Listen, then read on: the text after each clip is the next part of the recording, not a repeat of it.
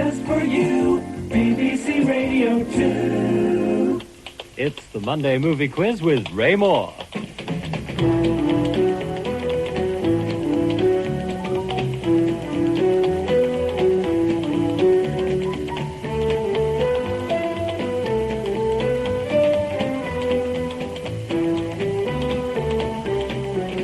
Hello and a very good evening to you once again, and let's start as usual by giving away a £5 cash voucher to the winner of last week's Screen Song Medley competition, in which you were asked to identify the film source of 5 songs. Well, the films were The Thomas Crown Affair, The Sandpiper, The Towering Inferno, Kelly's Heroes and Arthur.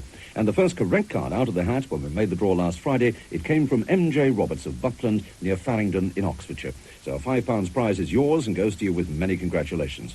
Now, for this week's Screen Song competition, we've lined up 5 title songs, and all you've got to do is name the male star of each film they introduce, OK? Here's number 1 from 1955, extolling the virtues of a 19th century Wild West frontier hero played in the 20th century by whom? The country was big when it was new. The best men was big and their yarn was blue, and their tallest tale folks believed was true. So the more they were told, the more they grew. Davy Crockett, king of the wild frontier. And let's move forward 9 years now to 1964, and a comedy that boasted no fewer than 3 leading men, all involved in some way or another with the delectable Jane Fonda, and any one of the 3 stars' names will do for your answer. And from the sophisticated tones of Mel Torme to a rather plunking male chorus spelling out in no uncertain terms the title of film number 3. Don't go near the water, stay away from the bay. They say don't go near the water, 'cause the water's for drinking, for shirts that need shrinking, for waiters to spill from a tray. Don't go near the water, stay away from the water today. I think the lyricist was at the end of his tether there. Song number 4 is heralded by a couple of whip cracks, perhaps administered by an overzealous musical director anxious to stir his orchestra and singer Frankie Lane into some kind of action. He rode a blazing saddle, he wore a shining star.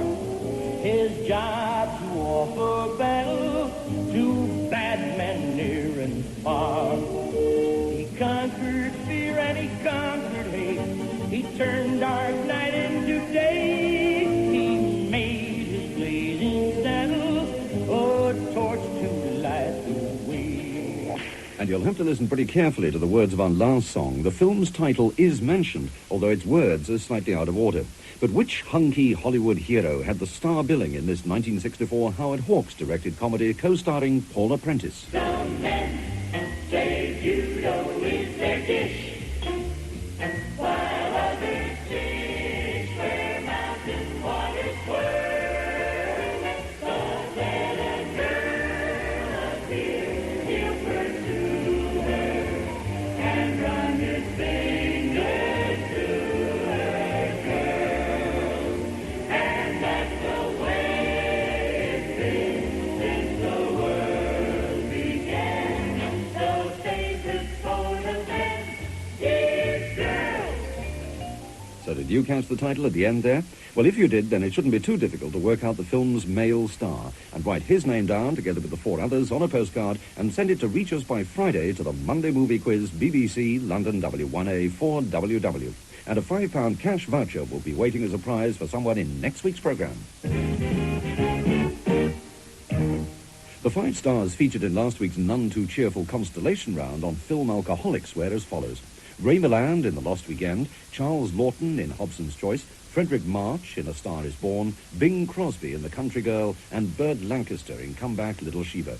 And the person who correctly identified all 5 was Carol Robinson of Eton in Norwich and Norfolk, which means that you, Carol, have won for yourself a £5 cash voucher as a prize. A new Paul Newman film called The Verdict has just opened in this country. It has, as its title might imply, a legal background. And Newman is the latest star to join the swollen ranks of those who've been called to the bar on film to play the part of lawyers or barristers over the past 40 years or so. And here then, for this week's Star Constellation competition, are 5 other stars of a legal bent, whose voices you have to identify if you wish to compete for a further £5 prize. And film number 1 was fashioned from a play by Terence Rattigan in 1948, and it concerned a turn-of-the-century naval cadet accused of stealing a postal order, whose parents, convinced of his innocence, hired a fashionable King's Counsel to defend the boy at his forthcoming trial. Now, I'd like you to cast your mind back to December the 17th of last year. I want you to tell me in your own words exactly what happened to you on that day. All right. Well, it was a half-holiday, so we didn't have any work to do after dinner. Dinner at 12:30? Yes, at least until prep at 7. Prep at 7, yes? Just before dinner, I went to the chief petty officer and asked him to let me have 15/6 out of what I had in the college bank. Why did you do that? I wanted to buy an air pistol. Which cost 15/6. Yes, sir. And how much money did you have in the college bank at the time? £2, 3 shillings. So you see, sir, what possible incentive could there be to make them steal 5 shillings? I must ask you to be good enough not to interrupt me, sir. One of America's most impressive legal attorneys was Clarence Darrow, who appeared for the defense in a number of sensational trials in the 20s, 2 of which were reworked on film some 30 or so years later, with different stars both playing a character based very much on that of Clarence Darrow. Here comes number 1 in 1958, defending 2 young thrill killers on a murder charge, paralleling the actual case history of Leopold and Loeb, who were spared the death penalty by the persuasive courtroom eloquence of Darrow. I think anyone who knows me knows how sorry I am for little Paulie Kessler. Knows that I'm not saying it simply to talk. Hardy and Judd enticed him into a car, and when he struggled, they hit him over the head and killed him. They did that. And if killing these boys would bring him back to life, I'd say, let them go.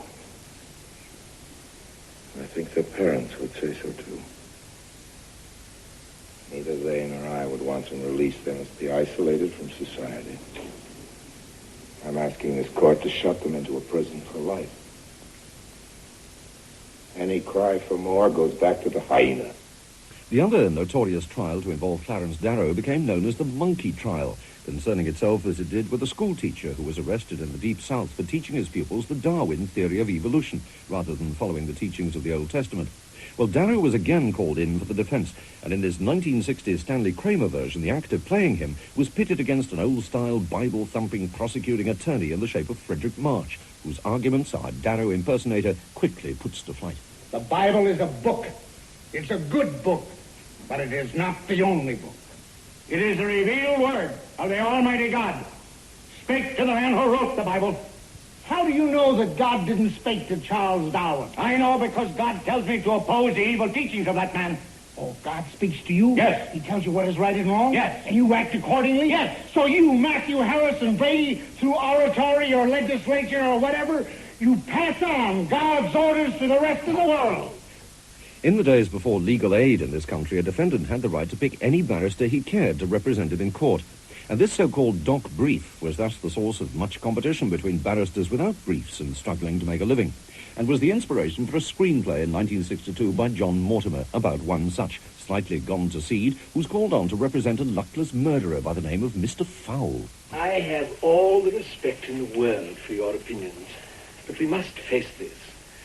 You're a man of very little education. That's true. I mean, one is only to glance at you to see that you are a person of, well, very limited intelligence.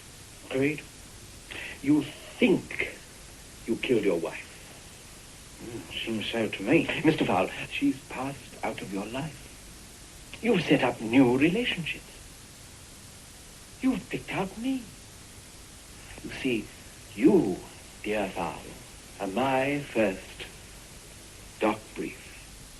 And we end this round with another real-life trial resulting from a libel suit brought by the colourful Irish playwright Oscar Wilde against the Marquess of Queensberry, and filmed in 1960 with Peter Finch as Wilde, and in the role of Sir Edward Carson, QC, charged with breaking Wilde's case by inferring that the plaintiff's sexual proclivities are largely for his own gender, this man. I have here a magazine called The Chameleon, in which is an article by yourself, also 2 poems contributed by Lord Alfred Douglas. Yes, I thought them exceedingly beautiful. Did you? Do you remember the titles of these 2 poems, Mr. Wilde? Yes, one was called In Praise of Shame, and the other Two Loves. Thank you. There's another article in this magazine entitled The Priest and the Acolyte. Have you read that? I have. Did you consider that this article was in any way immoral? It was worse. It was very badly written. And that was the last of our 5 film members of the legal profession. For a £5 prize, all you have to do is write the names down on a postcard and send it to the Monday Movie Quiz, BBC, London W1A 4WW to reach us by Friday. And you'll be able to hear whether your answers were right and the name of the prize winner in 7 days from now. Now, how did you get on with last week's connected clips? If you said that the 2 films in question were The Alamo and The High and the Mighty, and that their connected star was John Wayne, then you were absolutely right. And most particularly right was Valerie Serle of Bradford in Yorkshire, because your card, Valerie, was the first correct one to come out of the hat when we made the draw last Friday, which means that you've won for yourself a massive £10 prize. Congratulations to you. Now, for those of you who've never tried this round before, you're about to hear 2 pieces of soundtrack, one containing a scene of dialogue and the other a well-known piece of theme music, both played together at the same time. And you have to identify their titles and name the star they have in common, OK? For £10, then, here's this week's Connected Clips. I watched your 6 o'clock news today. It's straight afterwards. And you had a minute and a half of that lady riding a bike naked in Central Park. On the other hand, you had less than a minute of hard national and international news. It was all sex, scandal, brutal crime, sports, children with incurable diseases, and lost puppies. I don't think I'll listen to any protestations of high standards of journalism. Now, you're right down on the street soliciting audiences like the rest of us. Look, all I'm saying is, if you're going to hustle, at least do it right. I'm going to bring this up at tomorrow's network meeting, but I don't like network hassles, and I was hoping that you and I could work this out between us. Now, that's why I'm here. I don't get it, Diana. You hung around until 7:30 and came all the way down here just to pitch a couple of loony showbiz ideas. You knew goddamn well I'd laugh you right out of the office. Max, my little visit here tonight was a gesture made out of your stature in industry. And because I personally admired you since I was a kid majoring in speech at the University of New York. And that's all you're going to get this week. The names, please, of those 2 films and the star they have in common to the Monday Movie Quiz, BBC, London W1A 4WW as soon as possible. And a £10 prize will go to the owner of the winning card. This week's ABC of the Cinema Round has been prompted by a new film starring Michael Palin and called The Missionary, which is set at the beginning of this century when the world, tinted a roseate hue by nostalgia, seemed a better place to live in. And England was still basking in the Indian summer of a period of unrivaled prosperity and security brought about by the financial gains of its vast empire, and the stability of the monarchy, whose recent incumbent had spent 60 glorious years on the throne. Well, the appropriate letter of the alphabet tonight, then, is V for Victoria. And 6 questions on films with a Victorian setting coming up right now with 5 points each every time you beat me to the answer. And let's begin with the dear old lady herself, and extracts from 2 films in which she's been portrayed. Once in 1937 by a British actress, and again in 1950, more unusually, by an American. Name the 2 Victorias and their respective films, as the American one, in a strangely topical scene, confronts a tiny intruder to her chambers in Windsor Castle. Why did you do it? I just wanted to see you, Mum. You're a little jackanapes, I'm afraid. But in a brood as large as mine, I suppose that's only to be expected now and then. For it is one of the great families of mankind, which, if it is true to its own principles of democracy, tolerance, and freedom, may well mold the destiny of the whole world. And as the appropriate strains of Land of Hope and Glory fade away, you should have recognized the voice of Anna Neagle in husband Herbert Wilcox's production Victoria the Great, made in 1937. And so successful was that Wilcox promptly remade the thing in color the next year as 60 Glorious Years. And the other extract came from the 1950 film The Mudlark, when a small boy played by Andrew Ray, that's Ted Ray's second son, broke into Windsor Castle for an audience with the Queen, impersonated this time by Hollywood's Irene Dunne. One of the great Victorian novelists is, of course, Charles Dickens. Writing his books originally for a weekly magazine in serial form, his plots have all the classic ingredients of the serial: suspense, love, laughter, and tragedy, and as such provide perfect fodder for the filmmaker. Here's an extract from one of David Lean's versions of a Dickens classic. Which one is it? Now look at here. Do you know what a pile is? Yes, sir. Do you know what whittles is? Yes, sir. Fruit, sir. Then you get me a fire and you get me whittles, or I'll have your heart and liver out. You bring that file and them whittles to me in this churchyard tomorrow morning early. Yes, sir. And never dare to say a word if I've seen such a person as me. No, sir. If you do, your heart and liver will be tore out and roasted and ate. I nearly had a seizure the first time I saw that. A scene from David Lean's 1946 version of Great Expectations, with Anthony Wager as young Pip and Finlay Curry as Magwitch, the convict. 2 years later, Lean also directed a version of Oliver Twist, with Alec Guinness and Robert Newton as Fagin and Bill Sykes, respectively. While straight versions have and will continue to be made of Dickens' novels, we mustn't forget that a number of his works have been turned into musicals. Here are short song snatches from 3 of them. Name the films and their singers. Consider yourself at home. Consider yourself one of the family. I'm talking to you. So strong. It's clear we're going to get along. I hate people. I hate people. People are despicable creatures, loathsome, inexplicable creatures, good for nothing, kickable creatures. I hate people. Spiffed up and totted, best bib to tuck it, dressed like a knob in your top hat and bumper shoot. All airs and graces, off to the races, you're ready for the sport of kings. And taking those from the top, you heard Jack Wilde as the Artful Dodger in Oliver, Albert Finney in the title role of a musical version of A Christmas Carol and called Scrooge, and finally, hardest of all, because it was not a success, a song from a musical adaptation of The Old Curiosity Shop, known in the cinema, after the name of one of the book's characters, as Mr. Quilp, with Anthony Newley, who provided the music and the lyrics for the film. Now, actors usually make their name by the consistency of their playing in a number of productions. Very rarely does it fall to one to have the opportunity of achieving fame swiftly by playing 8 parts in the one picture early on in his career. In what year did Alec Guinness do this? And who was the actor bent on the destruction of the Gascoigne family, of which this member, intent on marriage at any cost, is the 8th and last part? Dullest woman I ever met in my life. Plain, too, but good breeding stock. Good breeding stock, the Red Bulls. And they litter a very high proportion of boys. Spoke to old Lady Red Bull this afternoon. Only too glad to get the girl off her hands. My congratulations. The cynical best wishes of Dennis Price prior to bumping off one of the 8 manifestations of the Gascoigne family, each impersonated by Alec Guinness in Kind Hearts and Coronets, and that was made in 1947. Well, some theme music next, which introduced an account of a less than glorious incident involving the British Army in Africa during a native uprising in 1879. Name the film, its stars, and the composer of the piece.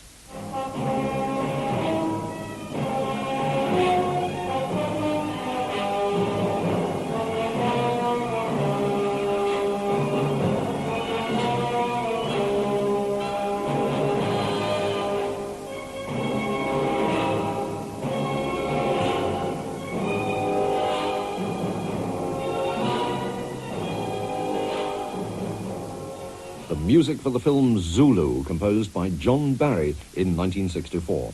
And playing members of the British Army, most of whom were eventually massacred by the Zulus, were Michael Caine and Stanley Baker. Another inglorious moment in our Army's Victorian history recorded on film has been the charge of the Light Brigade, filmed once by Hollywood in 1936 with Errol Flynn and David Niven, and again by Britain in 1968 with David Hemmings, Trevor Howard and John Gielgud. Another property which has been filmed twice is Rudolph Bezier's play The Barretts of Wimpole Street, once by MGM in 1934 and the second time by the same studio in 1956. Here's an extract from the first, a point of conflict between Mr. Barrett and his pallid daughter Elizabeth. Name the 2 actors impersonating them, and if you can, their 1956 equivalents. Dr. Chambers has just told me that you have persuaded him to allow you to discontinue drinking porter. It needed very little persuasion, Papa. I said I detested porter, and he agreed at once that I should take milk instead. I questioned him closely as to the comparative strength-giving values of milk and porter, and he was forced to admit that porter came decidedly first. That may be, but when you dislike a thing to loathing, well, I don't see how it can do you any good. Little dissertation on drink between Charles Laughton and Norma Shearer in The Barretts of Wimpole Street, made in 1934. And their successors in the roles 22 years later were John Gielgud and Jennifer Jones. The poet Browning, to whom Elizabeth plights her troth, was played by Frederick March in the first and Bill Travers in the second. And with that tale of the clash between true love and Victorian rectitude, we end this week's ABC of the cinema on films dealing with the last century. And time now to put minds at rest with the answers to last week's Movie Memories Round, when the 1978 films whose soundtracks we played came from the following: Superman, Grease, California Suite, The Deer Hunter, and The Whiz. And the first correct card out of the post bag when we made the draw last Friday was sent in by Adam MacDonald of St Andrews in Scotland. So the £5 prize is yours, Adam, and goes to you with many congratulations. Now, the year for this week's movie memory spot is 1939, a vintage year for films in general. And you're about to hear the soundtracks of 5 of the most memorable in just a moment. The question is, can you put a title to them for a further £5 prize? Here's a song from film number 1, which shouldn't cause you any trouble at all. When a man's an empty kettle, he should be on his mettle, and yet I'm torn apart. Just because I'm presuming that I could be kinda human if I only had a heart. And a scene now from a brooding tale of passion and unrequited love set on the Yorkshire moors, with these 2 screen lovers topping the cast list. Make the world stop right here. Make everything stop and stand still and never move again. Make the moors never change and you and I never change. The moors and I will never change. Don't you, Kathy? I can't. I can't. No matter what I ever do or say, Heathcliff. This is me now. Standing on this hill with you. This is me forever. One of the reasons that 1939 has gone down in cinematic history as a classic year is largely due to this next film. And this memorable Max Steiner score for an equally memorable movie explains why.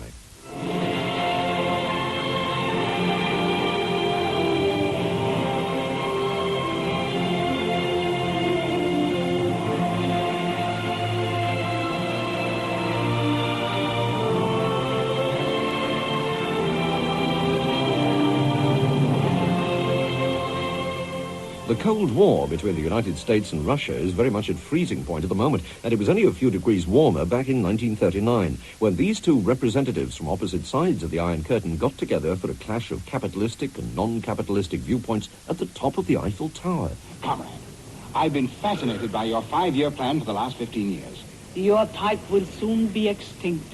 Thank you. Thank you for getting me up here. I've never seen this before. Beautiful, isn't it?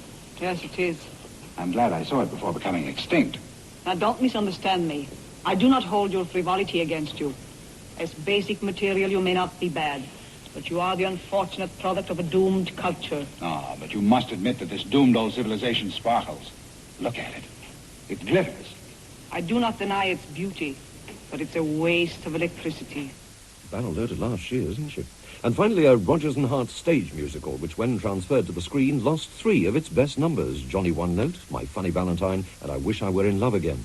But 2 that did survive were The Lady is a Tramp and this song by a lady whose performance was overshadowed by 2 of MGM's brightest newcomers. Her name, Betty James. It seems we stood and talked like this before. We looked at each other in the same way then, but I can't remember where or when. The clothes you're wearing are the clothes you wore. The smile you are smiling, you were smiling then. So there you are then, 5 film soundtracks, all from the year 1939. If you know the titles of the films they come from, then write them down as usual on a postcard and send it to the Monday Movie Quiz, BBC, London W1A 4WW. And a £5 prize will go to the owner of the winning card.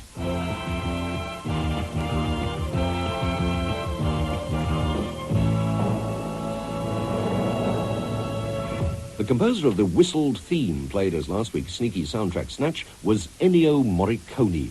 The music coming, of course, from the spaghetti western A Fistful of Dollars. And someone who gave Morricone's name correctly was Mr. G.C. Brown of Leeds in Yorkshire. So the £5 prize is yours, Mr. Brown, and we'll be with you very shortly.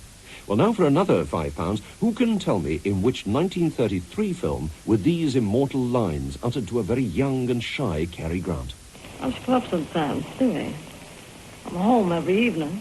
Yeah, but I'm busy every evening. You know, I met your kind before. What's clubs and fans, huh? Well, Come on, pal, tell your fortune. In which film were those immortal lines uttered? Your answers, please, to the Monday Movie Quiz, BBC, London W1A 4WW. And a £5 prize will go to the owner of the winning card. Well, it's time now, sadly, to switch off the projector, turn up the house lights as we complete another session of quizzical film clips with prizes and fond memories of cinema going in days gone by. So until next week, then, it's goodbye from me and the Monday movie quiz. See you at the pictures.